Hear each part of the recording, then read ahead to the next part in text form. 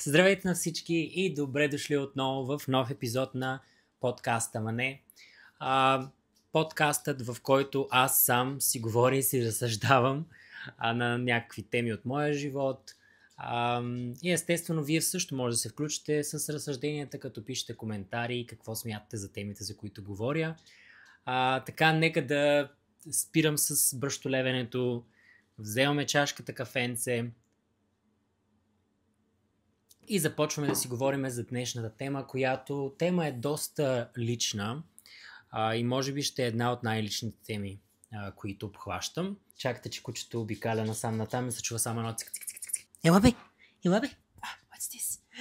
Качвай се горе! Днес при мен имам и помощник, който ще ми помага с подкаста. Ще водим заедно. Това е Доби, който вече е голямо момче и стана на 1 годинка и няколко месеца. Нали бе, моето момче? Така, айде, ще ми помагаш ли? Айде, помагай ми.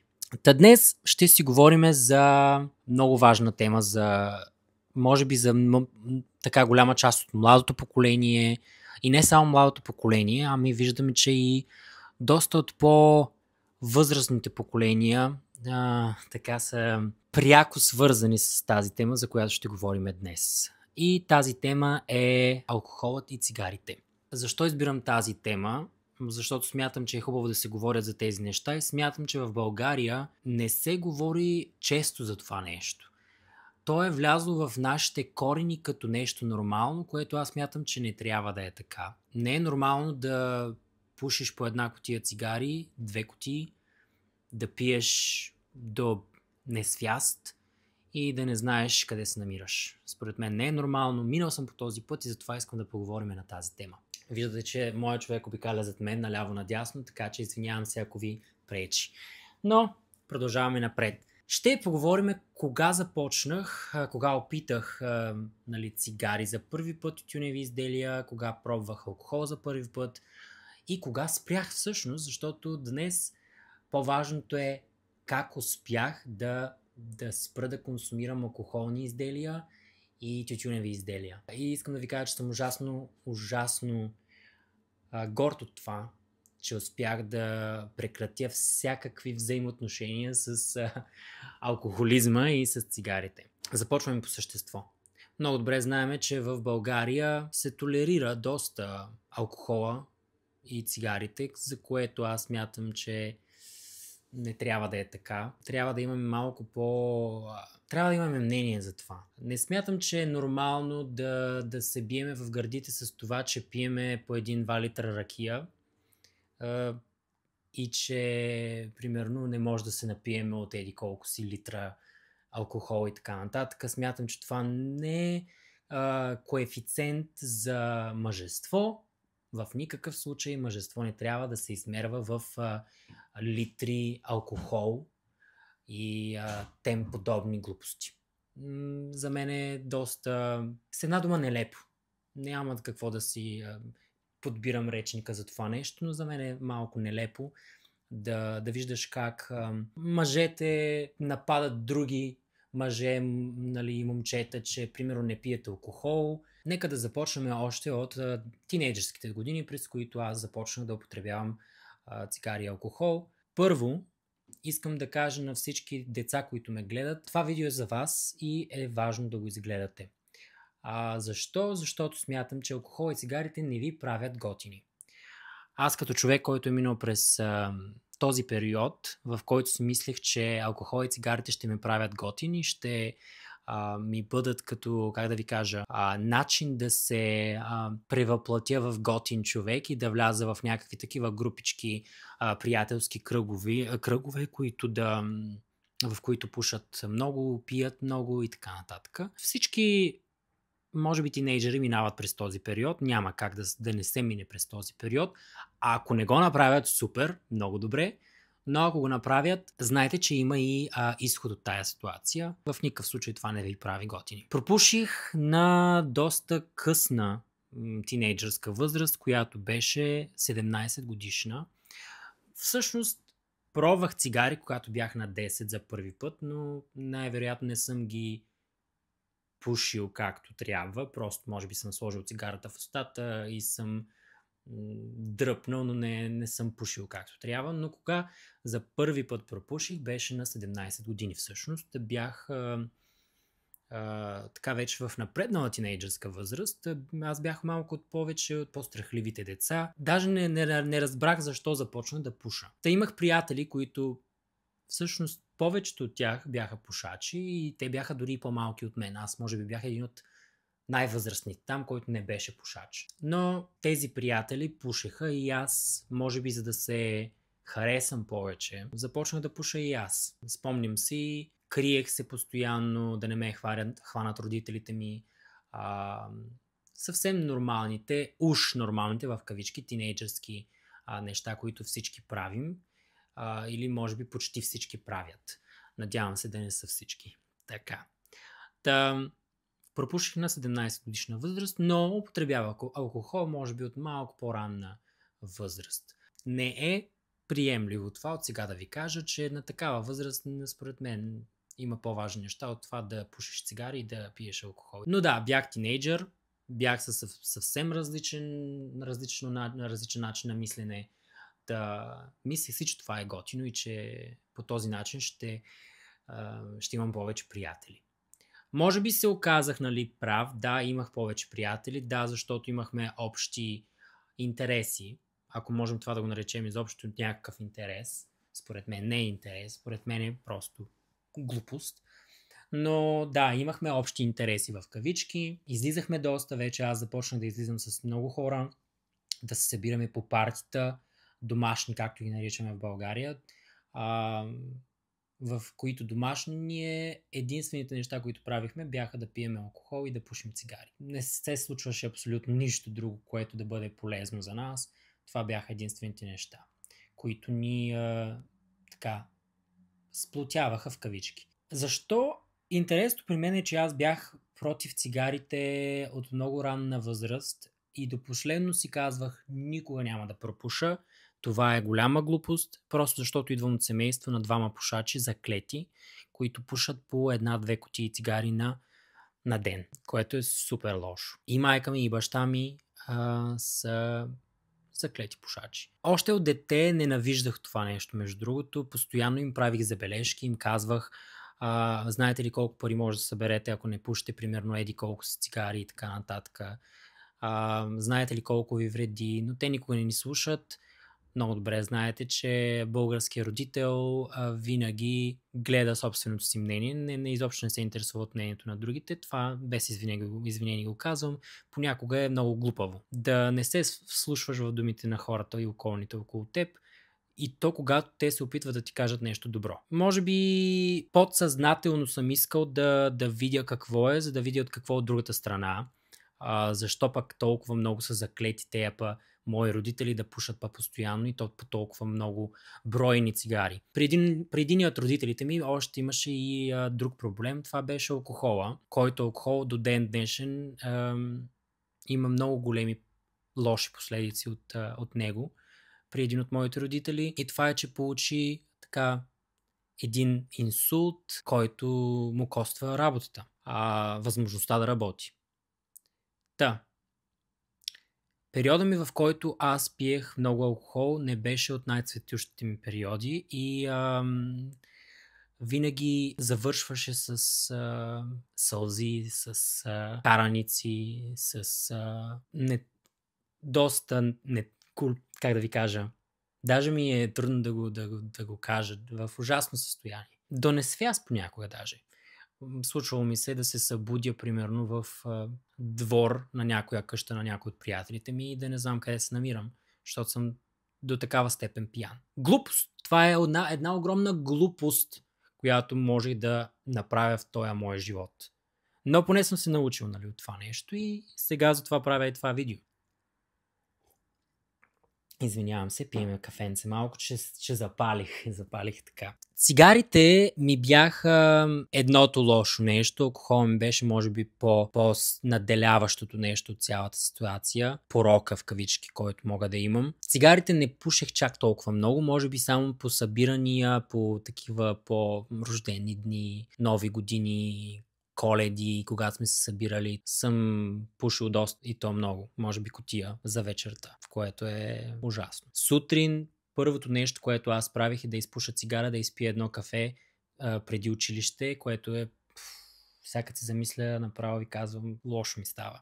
И не само, аз когато дойдох тук в Англия, първото ми нещо беше да се събудя, да изпуша една цигара, да изпия едно кафе, балканска работа, както му казват хората. Балканската закуска. Понякога хората си мислят, че когато си нервен, трябва да изпушиш една цигара, за да ти мине. Не знам доколко са прави, според мен не са, защото може да свършиш в какви или не други неща, когато си нервен и пак да те успокоят. Но може би това е едно извинение ние да пушим. Да си казваме, много съм нервен, ще изпуша една цигара.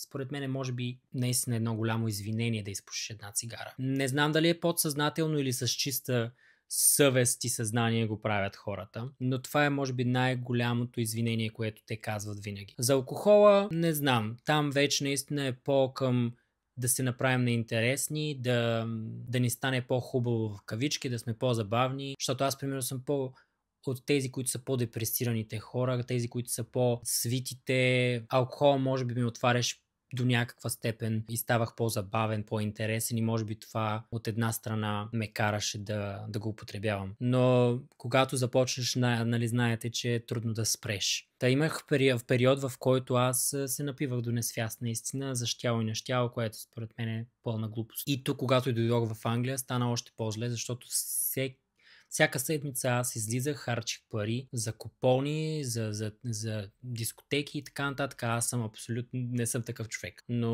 може би обкръжението наистина те променя. Наистина хората, които те обкръжават, са доста голям фактор от това ти да започнеш тези неща. Така че наистина, когато кажат хората, че обкръжението наистина може да развали човек, са до някъде прави. При някой от хората наделява това да се харесаш на другите, със сигурност наделява. Това може би наделяваше и при мен. Да се харесам на другите, да не остана назад, да не съм единствения от групичката, който не пуши, не пие. Може би това беше страхът в мене, който аз имах, да не остана без приятели, само защото примерно не правя тяхните неща, които те правят. Това е огромна глупост и до ден днешен няма да си го простя. Чувствам се супер слаб по този начин, като разбрах, че съм бил от тези овце, които са се водили по стадото. Съвета ми към вас е да си бъдете вие. Хората, които ви уважават за това, което сте, ще ви уважават и без да правите простотиите, които те правят. Ако не ви харесват и не ви уважават заради нещата, които правите или не правите, то това си е техен проблем, а не ваш. Това го научих малко след като приключих с тези простоти, алкохол и цигари. Алкохола не води до нищо хубаво. Не мога да ви дам един позитив от това нещо. Дайте ми и вие напишете ми в коментарите какъв позитив може да изкарате от алкохола. Да не говорим пък за цигарите. Там позитив няма никакъв. Бърка ти в джоба, супер скъпо е и също така води до всякакви болести, до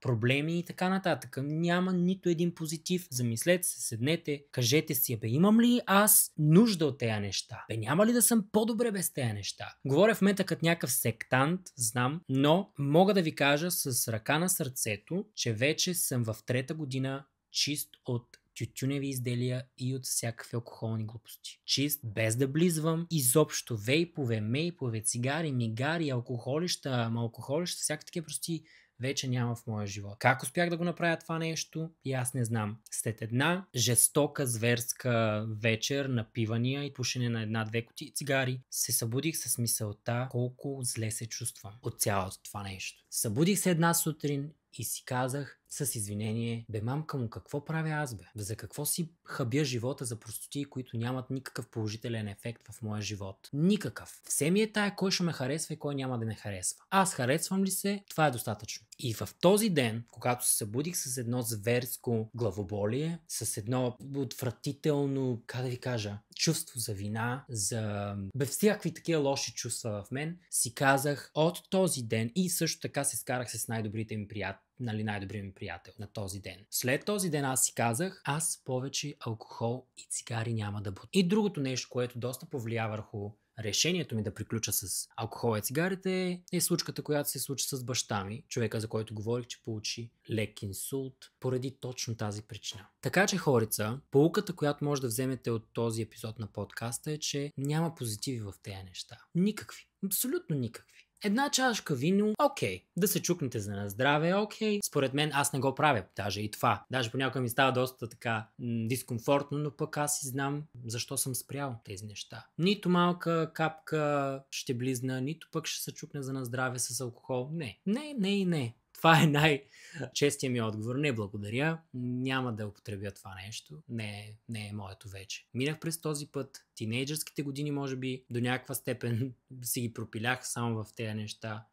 Не видях нищо хубаво от цялата тая ситуация. Някои хора, проблема е, че ще се смеят на такива като нас, които решаваме да не пушим и да не пиеме вече, особено в България. Това е някаква тема, която когато един човек, и то не само, когато повечето мъже всъщност видят, че други мъже не пушат и не пият, те ги смятат за женчовци, смятат ги за какви си, много добре знаете за какво говоря. Говори много зле за цялата ситуация. Говори колко първично е мисленето на повечето мъже в България, нали, без извинение. И според мен трябва малко да се вразумият повечето и да разберат, че мъжествеността не са алкохола и цигари. И от една страна е много глупаво. То даже не от една, ами от всички страни е много глупаво. Така че бъдете себе си, не гледайте другите. Ако някой не иска да пие и да пуши, оставете ги, това е тяхно решение, не ги карайте на сила. Няма да ги направите по-готини, няма да ги направите и нещо по-добро. В никакъв случай няма да са по-добро. Особено децата в днешно време, като ги видя с цигари в устите, с вейпове в устите, ви казвам, че ми става супер дискомфортно и неприятно, просто защото аз знам, че като дете аз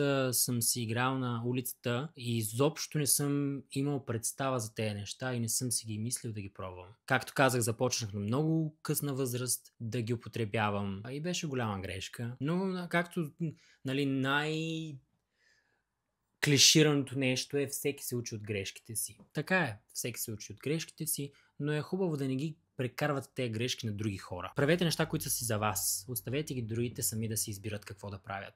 Особено за тези компании, приятелските. Не карайте другите да се чувстват зле само и само защото не са направили неща, които вие правите. Не е окей. Малко се вразумете, бъдете по-толерантни към хората, които не искат да правят простоти. Балонища, там тези райски газове и така нататък. Аз нямам никаква представа от тези простоти. Смешно е от една страна, смешно и от друга страна, неприятно е от трета страна. Да, на 17 пропуших и пропих, на 20 и не знам колко, 25 и нещо години, приключих с тези неща за винаги. Надявам се, няма да казвам за винаги, защото не казвай никога, нали? И съм супер горд от това нещо. Даже имам една много забавна ситуация. Майка ми, прибирам се аз от Англия, в България съм си.